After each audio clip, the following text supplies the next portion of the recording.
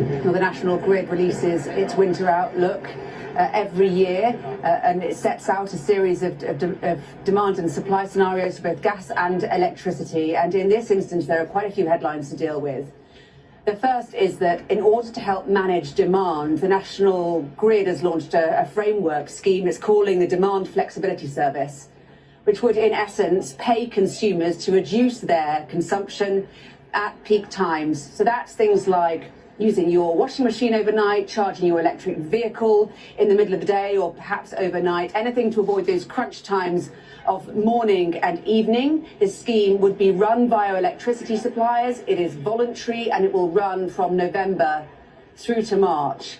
And the reason the National Grid is so keen to ask consumers and businesses to reduce demand is because it is also saying, as part of its Winter Outlook report, that it is concerned in the very worst case scenario that supply might not be able to meet demand. And it outlines, we must stress this as a worst case scenario, a situation like this. It says in a very, very cold period of weather, which is also very still, which would of course reduce our capacity to generate wind power, when there was also problems importing electricity from European counterparts, and a significant gas shortage, which would reduce the ability of our gas-fired power stations to make electricity.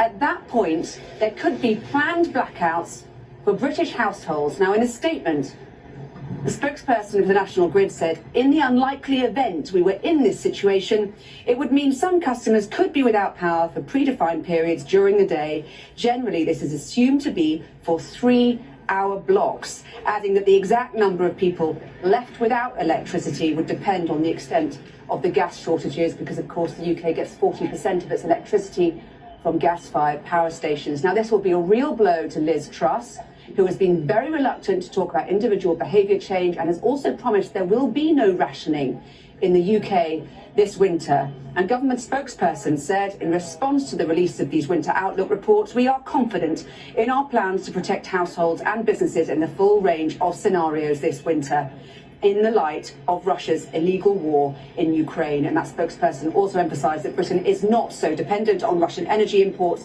and, of course, has access to domestic supplies from the North Sea and, of course, renewable energy as well. But there is no doubt about it. This warning, in a very worst-case scenario of planned blackouts for British consumers, will be alarming to many.